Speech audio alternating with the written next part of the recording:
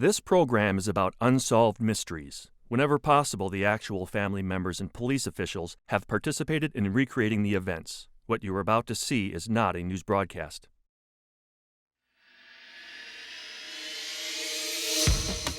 This man calls himself Jose Antonio Gonzalez, but that is a known alias. He is a convicted bank robber and a man without a past. Since his arrest in 1990, Gonzalez has refused to reveal his true identity or any other detail about his shadowy life. On June 30th, 1991, Larry Williams walked into his son's house and into a nightmare. Danny Williams was dead from a single bullet wound to his forehead. At first glance, an obvious suicide.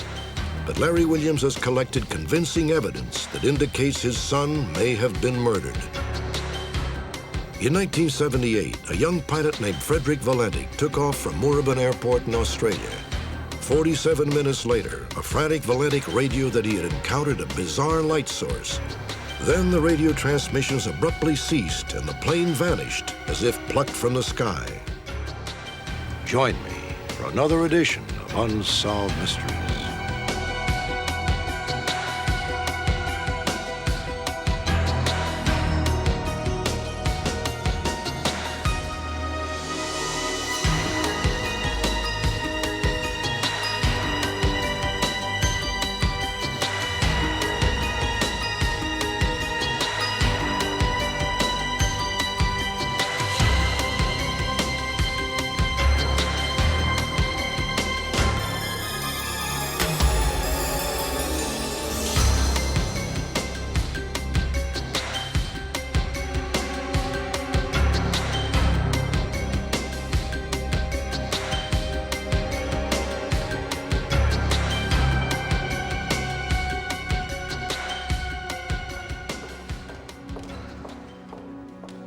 Anchorage, Alaska, December 11th, 1990.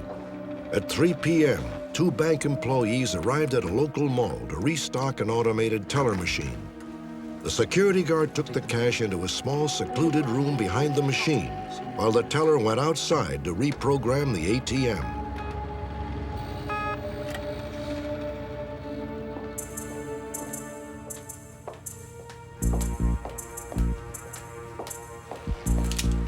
Open the door. Don't turn around. Do exactly what I say, and you won't be hurt. Do you understand? Yes! Open the door. Put your hands above your head. Into the room. You, over here. You, open the vault. Turn around. There was nothing about this robbery that could have happened that this individual wasn't prepared to handle. He knew the entrance into this back room, back hallway, in order to get into the teller machine. He knew that no one could see him from there. Put the money in the bag. Put your hands behind your back. And he knew exactly what it took in order to open up the machine, where the money was stored inside a machine, and also instructed the teller to take a videotape out of the video machine so as not to be caught on film. Get the surveillance tape now.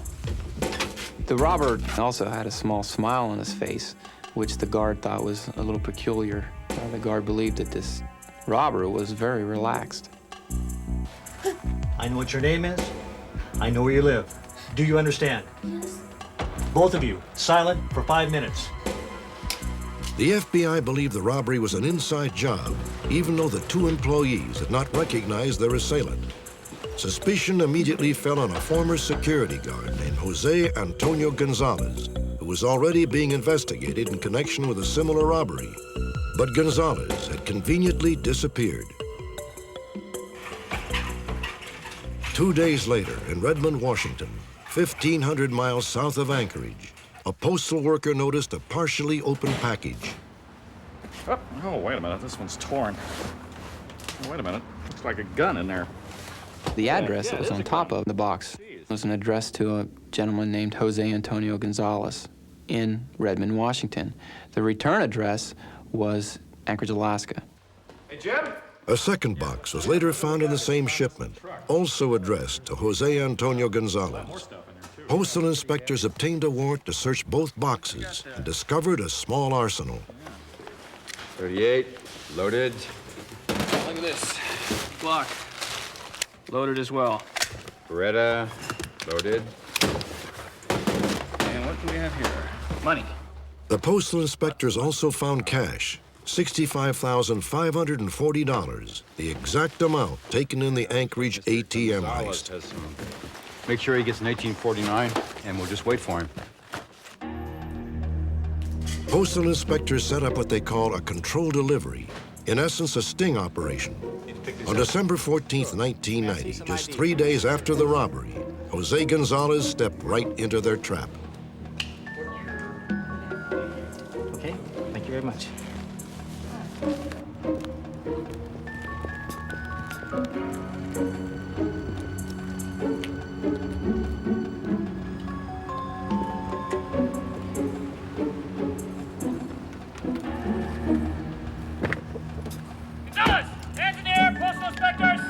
Back away from the car. What's going on? Back away from the car. Get down on your knees. Gonzalez was charged with armed bank robbery Hands in and the 4 air. counts of illegal transportation of firearms using the U.S. mail. Once in custody, Gonzalez was cooperative, perhaps too cooperative. Without prompting, he told authorities his life story. Born in Puerto Rico, graduated from Knickerbocker High School in New York City, attended West Virginia University. Gonzalez then rattled off his Social Security number, his date of birth, and other vital statistics. Thank you. Fingerprints over here. This man was almost too good with his background. Everything was right there on the tip of his tongue, from where he went to high school to where he was brought up. Unfortunately, nothing Gonzalez said was true. Right down here. There relax. was no Knickerbocker High School, and no one named Jose Antonio Gonzalez had ever attended West Virginia University. His Social Security number did seem legitimate, until the FBI discovered he had 2 of them. One belonged to a boy who was 11 years old. It was clearly fraudulent. But the other had been issued to a Jose Antonio Gonzalez born in 1952. Maybe later. Where were you born? Puerto Rico. We located a birth Small town certificate called in San Puerto Jose. Rico under the name that he said he is, Jose Antonio Gonzalez. But then 11 days later, after the birth of Jose Antonio Gonzalez, that child died of tetanus, and we have the death certificate. So we know who he is not. We don't know who he is. Okay, when did you come to the United States? Under interrogation, Gonzalez continued to embroider the facts. His already elaborate background became more and more exotic. You ever been in the service? Yes, I have. What branch? French Foreign Legion. French Foreign Legion? Yes. Mr. Gonzalez indicated that he would, a former French Foreign Legionnaire, Lieutenant. that he'd been in the Legion for approximately 5 years, that he'd 4.5 seen years. action in Chad and Beirut.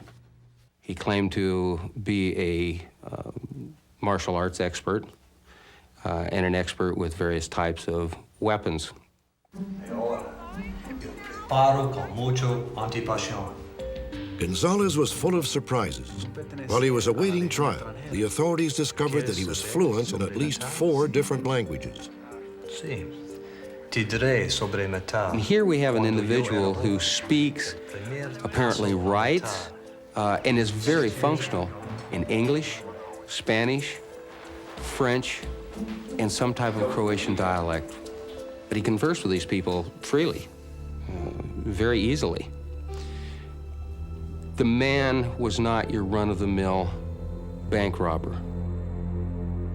The more we kept digging into this gentleman's background, the more mystery surrounded him.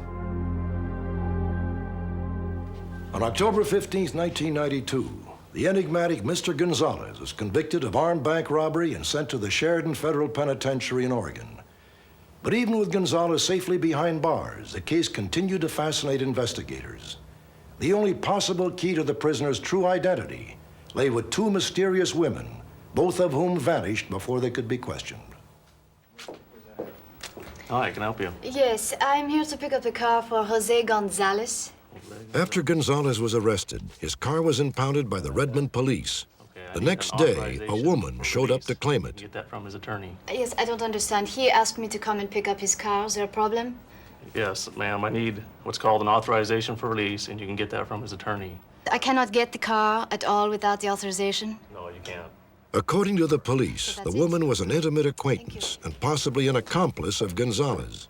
She went by the name Nadine Castell and had known Gonzalez for at least 3 years before he went to prison.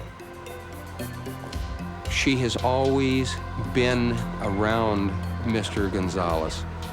At times, she has introduced Mr. Gonzalez as a brother, as a lover, and as a friend. She's never worked that we can find.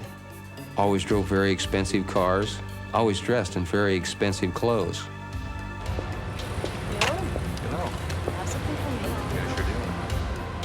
Nadine appears to be the person who arranges for and acquires identification for Mr. Gonzalez. She's always there, almost like somebody that looks over him and has the documentation that he would need. She has disappeared, absolutely disappeared, as far as we know, in the United States. Nadine Castell is 5 feet 5 inches tall, weighs around 125 pounds, and has dark hair and eyes. She is a French national who has lived in London and the United States. She sometimes uses the last names of Gotham and Cartel. Another woman, who police believe might also be an accomplice, has been positively identified. Brenda Penninger was Gonzalez's girlfriend at the time of the robbery. A few days after Nadine's unsuccessful attempt to pick up the car, Brenda Penninger showed up at the impound lot with all the right papers. The FBI, anticipating her arrival, had asked the impound lot attendant to serve her with a subpoena. Is that Brenda Penninger? That's right. I've been asked to give this to you. What is it? That's a subpoena, so you'll come before the grand jury. Incredibly, just 3 days later, the car would be found 2,400 miles away in a parking lot at the Newark, New Jersey airport. We have to this day never located Miss Penninger. We've talked to her mother. We've talked to everyone that we knew that had contact with her. And there has been no contact that we can verify since that day, 3 days after she picked up the car. She's gone. We don't know where she's at, and we don't know her fate. Brenda Penninger is 5 feet 9 inches tall, weighs 145 pounds, and has blonde hair and blue eyes. Thanks a lot. Update. The mystery robber has been identified, thanks in part to a viewer tip. His name is Milorad Zivkovic, a 27-year-old Yugoslavian national who was apparently born in France. After the broadcast, authorities also located and questioned Zivkovic's 2 female friends. Neither has been charged with any wrongdoing in this case. As for the mysterious Zivkovic, investigators are still hoping to discover more about his shadowy past.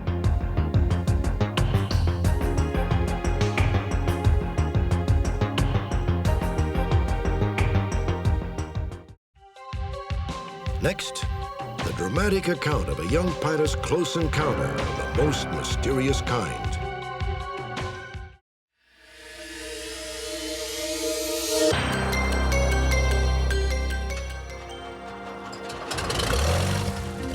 October 21st, 1978, 6:19 p.m. The continent of Australia. A single-engine Cessna 182 lifted off from Moorabbin Airport just south of Melbourne. The pilot was 20-year-old Frederick Valentic. Valentic had been flying for 2 years, accumulating more than 150 hours of solo time. He had dreams of one day becoming a commercial airline pilot. Valentic's flight plan called for a 40-minute trip west along the Australian coast. At Cape Otway, he would head south for a half-hour run over Bass Strait to King Island. It was a route he had followed on several occasions, but this flight would be anything but routine. It was a fairly normal exercise. He had an appropriate instrument rating for the trip. It was a very straightforward flight. And, I mean, I could see no reason why it shouldn't have been concluded successfully. What happened 3/4 of an hour into that flight, I think, will be one of the great mysteries of Australian aviation.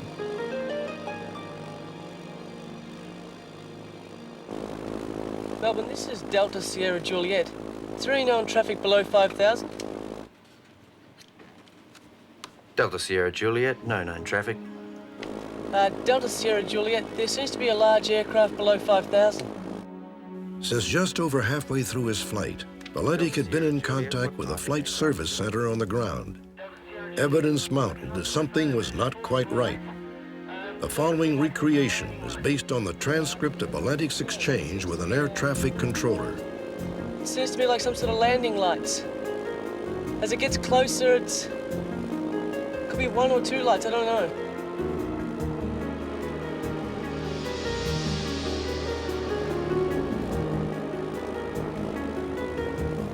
Melbourne, this is Delta Sierra Juliet. That aircraft's just passed over me at least 1,000 feet above. Roger, and it is a large aircraft, confirm? Unknown due to the speed at which it was travelling. Is there any Air Force aircraft in this vicinity? Delta Sierra Juliet, no known aircraft in the vicinity. Delta Sierra Juliet, seems though he's playing some sort of game up here. He's travelling over at me at 2 and 3 times at speeds I cannot identify.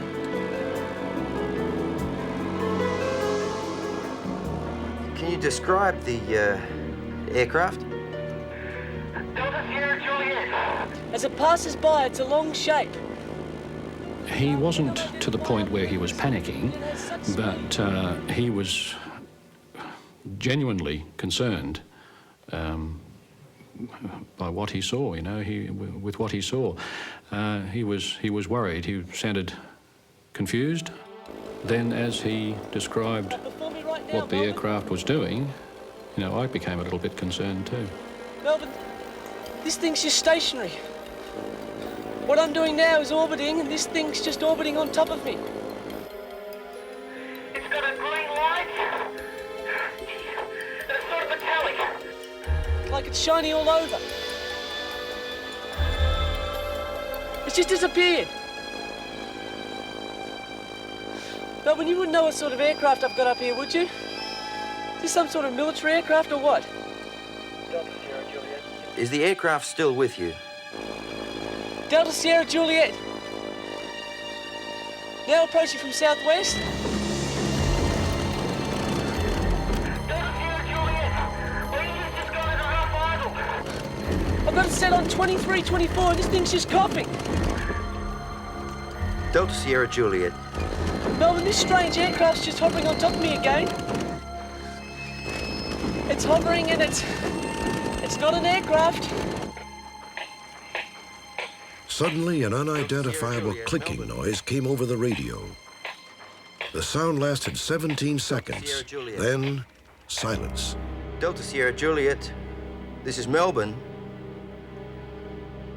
I had streamed out as to his safety. Melbourne, come in, please. Flying a single-engine aeroplane over water, lost communication in such strange circumstances.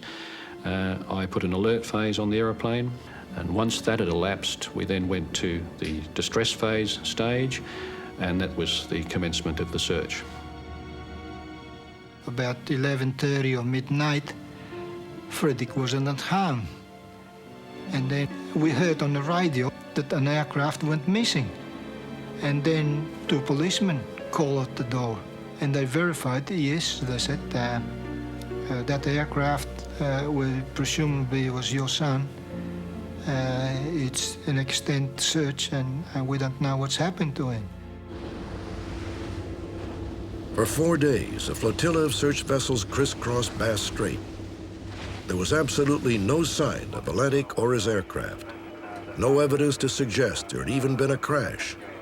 All that remained was a final, baffling radio transmission.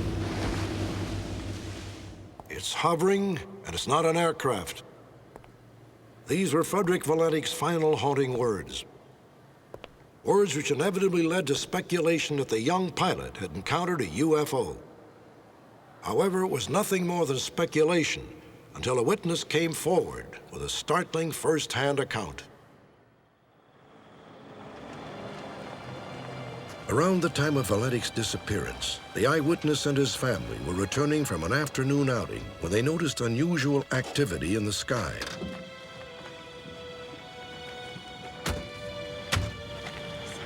Hey, that's a plane. I can see the plane. It's the green light above the plane. Up there. The witness has asked that we not reveal his identity. Yeah, there. And I looked up and I saw this lime green light, about 1,000 to 2,000 feet above the aircraft. So we sat there and watched it for a few seconds, and the green light got closer to the plane. I said, that plane is coming down pretty steep. I said, on a 45-degree angle. I said, I think it's going to crash.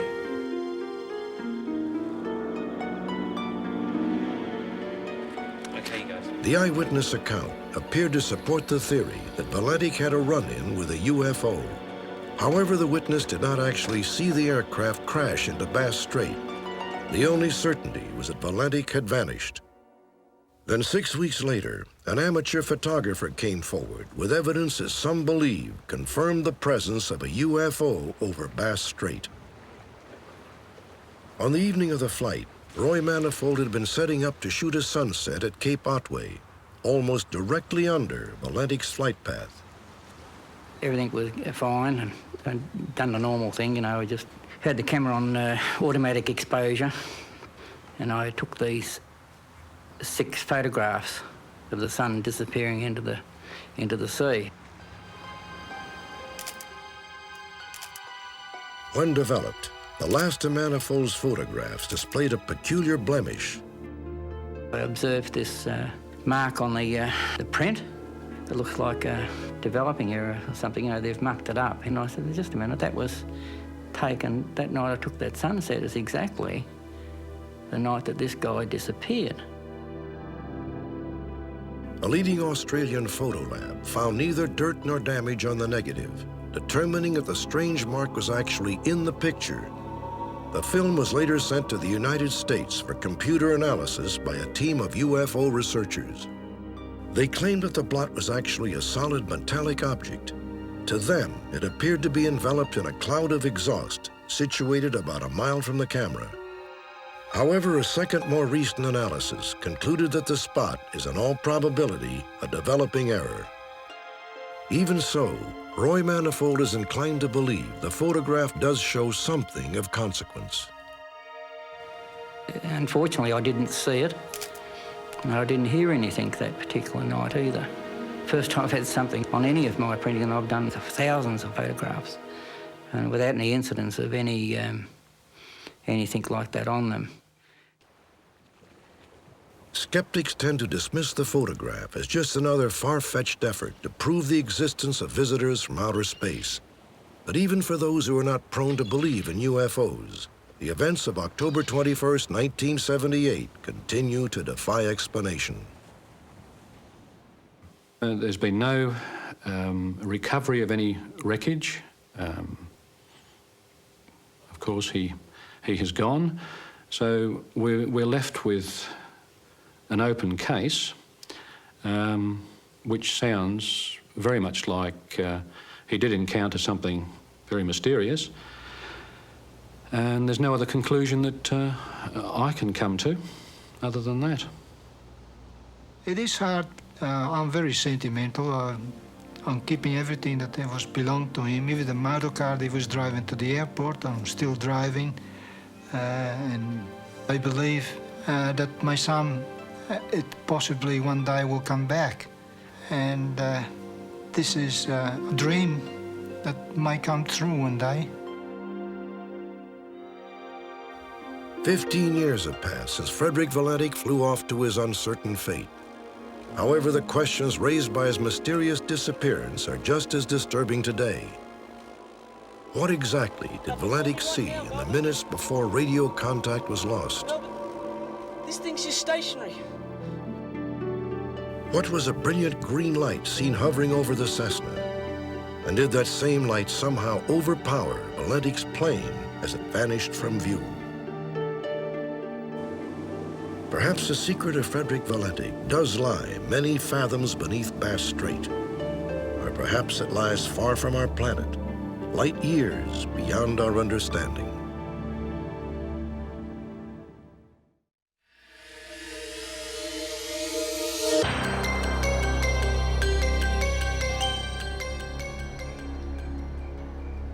December 22nd, 1991, Goose Creek, South Carolina.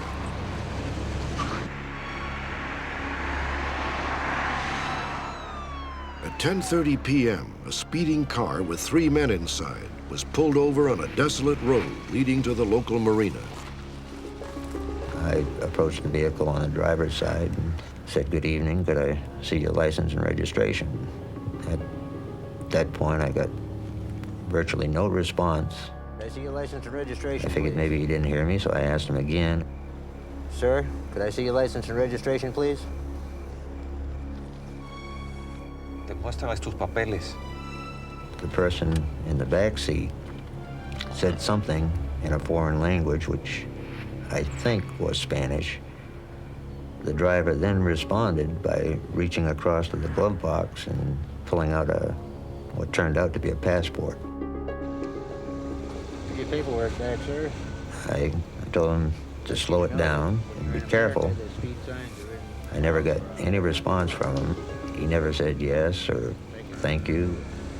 The 2 guys in the front seat never spoke a word.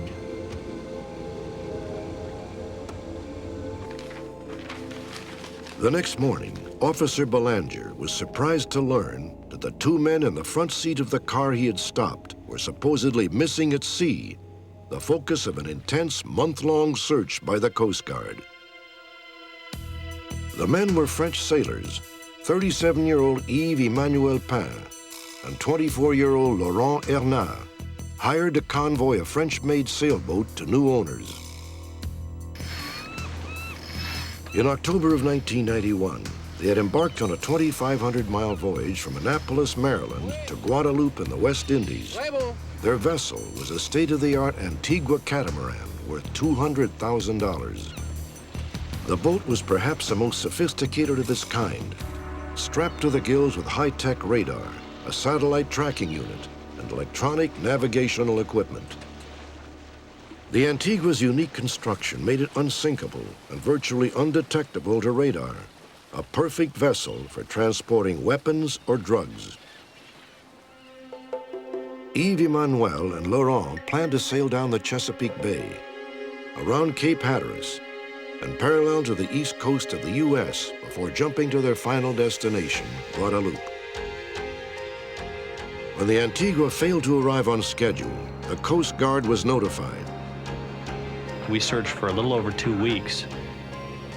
We also alerted all the cutters and aircraft who searched throughout the Caribbean every day for other things.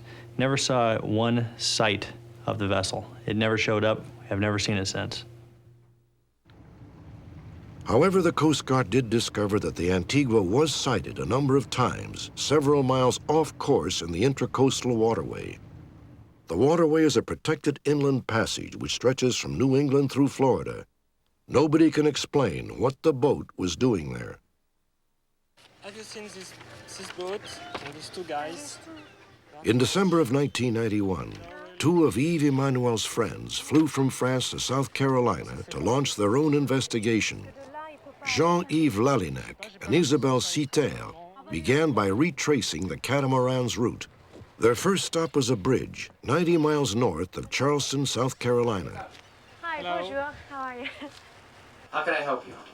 Yes, you can. We are looking for this French boat that disappeared on the waterway in November. Oh, an Antigua 37, sure. The bridge tender remembered seeing the 2 missing sailors. Surprisingly, he also revealed there was a 3rd man on the boat. A 3rd person was not supposed to be on board. The fact that they did not contact the captain. Greg Flynn is a local yachtsman who helped in the search. Plans, or that there was someone else aboard, or that they had any trouble, indicates that something happened that had not been planned for. The mysterious 3rd passenger was cited by at least 5 different witnesses. Each reported that the man did not seem threatening, leading to rumors that perhaps one or both of the Frenchmen had been involved in stealing the boat. But their families and friends vehemently dismiss that scenario. C'est vraiment pas le genre de personne à faire ça. Surtout pas en Truly, Yves Emmanuel is not the type of person who would do something like that. He was training someone he didn't know beforehand and felt responsible, both for the boat and for Laurent. It's impossible that Yves Emmanuel would have involved Laurent in some dangerous adventure, even if it meant making enormous sums of money. Jean-Yves is convinced that the stranger, perhaps aided by an armed hidden accomplice, hijacked the Antigua, but did not know how to sail it. D'autant plus que si ça n'avait été que pour voler le bateau. If the purpose was simply to steal the boat, they would have just killed Yves Emmanuel and Laurent, thrown them overboard. There must have been a reason for keeping them alive, and logically, that seems to be just to keep the boat going. C'était pour faire avancer ce bateau-là. Yves Emmanuel Pin and Laurent Hernat were last seen on the boat 30 miles south of Charleston, South Carolina. 5 weeks later, they were pulled over in the speeding car. Was the man in the back seat the mysterious third passenger? Perhaps Yves Emmanuel and Laurent were being held against their will. Or perhaps, though it seems unlikely, they fooled everyone and made off with a $200,000 prize. Next, a father embarks on a desperate quest to prove to authorities that his son did not commit suicide.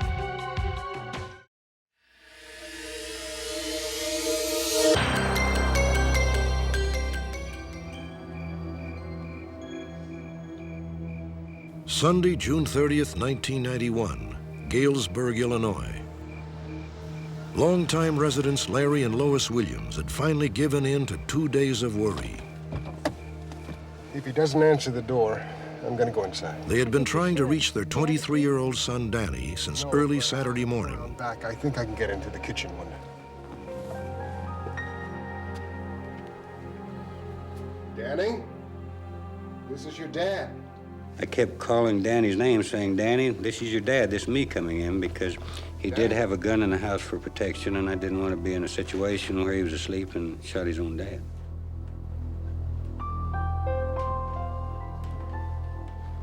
My first thought in looking at him is that he was not alive. He was sitting on the couch in an upright position with a bullet in his head and a gun in his lap. So the comment that I made as I went through the door, "Oh, Dan, don't let this be what it looks like." Danny Williams was Larry and Lois's youngest son. For 2 years, Danny had managed distribution for the family's multi-million-dollar apparel manufacturing company. He had recently bought his first house, the house where he died. Larry Williams called the Galesburg police. Well, it's a 9mm semi-automatic pistol. The position of the body, the type of wound, the absence of any specific evidence of foul play indicated to us that the gunshot wound could have been self-inflicted and caused us to classify the case as a suicide. I grew up in the South handling guns. I know how guns operate. I've shot every kind that there is. And it would be almost impossible for an individual to have shot themselves and have a bullet or a gun laying in their lap in the position this was. It just wasn't natural. Convinced that his son had not committed suicide, Larry Williams hired a private detective, Mike Turnquist. The time of Danny's death had been estimated to be 2:30 a.m. on Saturday. But Turnquist immediately found a neighbor who said she had seen Danny several hours later at approximately 10:30 a.m. Good morning, Mrs. Sayers. Yes. My name is Mike Turnquist. I'm a private investigator. Yes. And I'm working on the death of Danny Williams. I shouldn't admit it, but I watch everybody's business. It was Saturday morning that I saw Danny get in the car with this woman. So naturally, being nosy as I am, I looked her over real good. She had dark hair. She would have been between 25 and 30. The police knew that Danny, whose license had been revoked, was picked up by his mother on Friday, the day before he died. They believe Mrs. Sayers had her days mixed up. No, it was not Friday, it was Saturday. And the lady in the blue car was too young to have been his mother. Several witnesses had also noticed activity at Danny's house on Sunday, a full 24 hours after the estimated time of death. One of the people later seen outside the house was a young man with curly brown hair, approximately 5 feet 4 inches tall. The eyewitness testimony can easily be mistaken. It's as simple as that. They may have seen some activity there, but it's a distinct possibility that the days may have been confused as to when they were seeing that movement. Danny's father claims that some of the physical evidence turned up by the police themselves seemed to argue against suicide. The bullet which they believe had killed Danny exited through his head and lodged in the wall. Curiously, when the police removed the bullet, there was only one small spot which appeared to be blood on the paneling. With the head being that close to the wall, you most certainly would expect to find large or massive amounts of blood splatter, either at or near the back of the couch, and most certainly on the back wall. We don't necessarily agree that there would have to be a large quantity of blood behind him. The theory that there would have to be a large amount of blood is based on, in some cases, based on what's seen in the movies and what's seen on television, and that's not necessarily consistent with what happens in fact. Larry Williams next brought in an independent forensic scientist, Mark Bosey, to determine whether someone else had been in the house when Danny died. I had this feeling that I was going to go out, see the house, see a typical messy scene, and tell Larry that I think your son committed suicide. From the pictures of Danny, it did look like a contact wound in the forehead. So I could go with a suicide possibly or an execution. When we get to the house and there's a lack of evidence to support the suicide. Oh, hey Larry, you better take a look at this. Bosey used a laser luminescence scanner to search out organic matter, including blood, which might not be apparent to the naked eye. He discovered evidence of blood in several places, even on the television set. Wow. Take a look at that splatter pattern all over the TV set. If Danny just shot himself sitting there, you definitely would not have a pattern at all behind the TV set. And there's nothing to indicate Danny got up after shooting himself and walked around. So someone else obviously dropped the blood droplets everywhere else that we found. I'm gonna have to take a swabbing of that, bring it back to the lab, get a type. And The blood found on and behind the television is still awaiting tests by a forensic scientist who specializes in blood pattern analysis. However, samples found in other parts of the house have been typed. Danny Williams' blood was type B.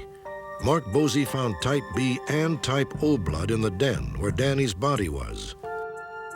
Oddly, Bosey also found type O blood in the bathroom and inside the pocket of Danny's jeans.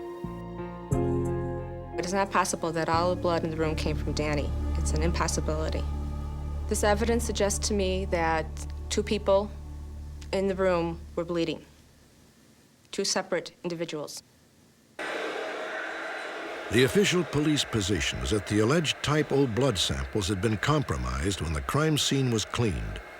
According to the Illinois State Crime Lab, the adulterated samples could not be typed definitively. I would begin to question their procedures if they claimed that they did not find type O blood on the evidence. I could guarantee you'd send that same evidence to 5 different independent laboratories that have no idea what this case is about, that have no idea that this was a murder or a suicide or anything, and they will come back with type B blood and type O blood. The police also point out that there was no way to determine how long the alleged type O blood had been there. Further, they say that Mark Bosey's samples, taken 6 weeks after Danny's death, were not fresh enough to type. I don't know why they would argue the point. King Tut was typed for blood, and he's how many thousands of years old? The independent lab feels very confident in their results. They have provided those results to Mr. Williams, and that's contributed to his concerns about the finding of suicide. We feel just as strongly about the results of the Illinois State Crime Lab, that there was no evidence of a type O blood in that home. Mark Bosey's investigation appeared to turn up a piece of evidence which had been previously overlooked and which supported the theory that the blood of two different people was shed in Danny's house. It's the same type that Danny's gun would use. Mark was processing the room. He opened the couch up and a shell casing fell out. Later tests showed that this shell did come from Danny's gun. It had been recently fired. So there were two shells found on the couch that came from Danny's gun. Okay, now we tried to analyze this and decide, well, did Danny shoot someone? Did someone else use Danny's gun and shoot him? From the scene photos I saw, Danny's gun was laying on his lap, his hand was laying on top of the gun, just as if he shot and then set it back down. It's a little inconsistent with a suicide. Okay, Larry, I set up the rod here in line with the bullet path through the wall. Now I'm gonna get down and try to get my head in line with the bullet path in the wall. How am I doing? Well, you're low enough, but you got to point the gun more toward the wall. I can't do it. I can't squeeze off. The only way I can think of holding the weapon in this manner. Okay, how am I doing? Yeah, the line's right. All right, and it's through my head, and it can be squeezed off. But you would fall over on the floor. I would fall over on the floor. The body would have gone forward. The body would have moved back into the position it was in. The gun probably would not have been in his lap. It probably would be on the floor at a coffee table.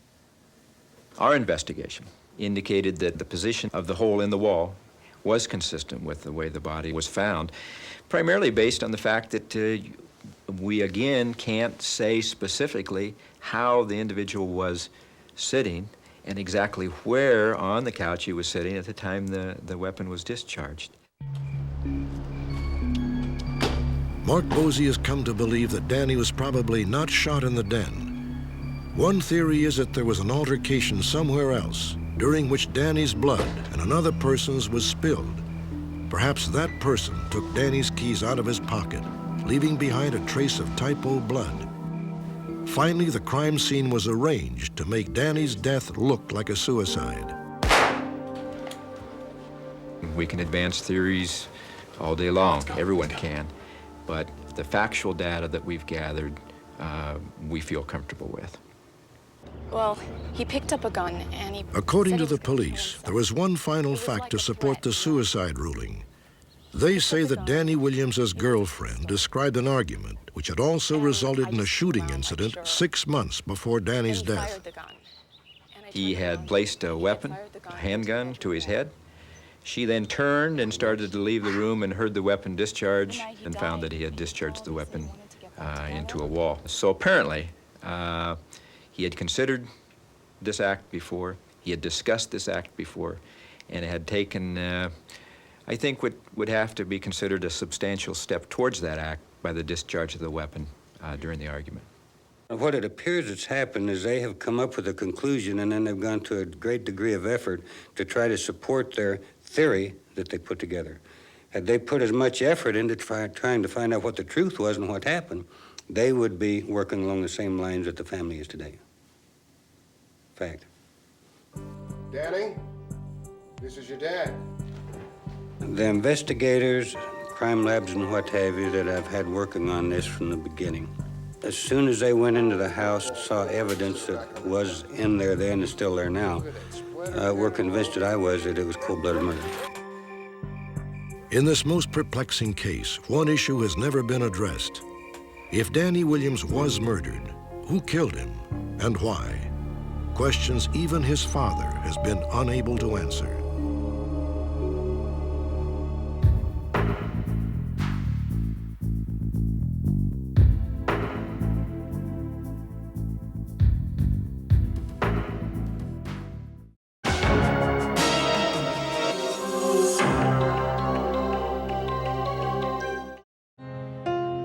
Next week, Unsolved Mysteries travels to Russia to investigate the fascinating mystery of Anastasia. She was a beautiful teenage daughter of the last Tsar of Russia, Nicholas II. History holds that the entire imperial family was executed in the aftermath of the Bolshevik Revolution. But years later, a woman named Anna Anderson turned up in Germany claiming that she was Anastasia. and many believe she had the evidence to prove it. Her incredible claim sparked a 35-year court battle for the Tsar's legacy of $80 million. Join me next time for this intriguing journey to turn-of-the-century Russia and more on Unsolved Mysteries.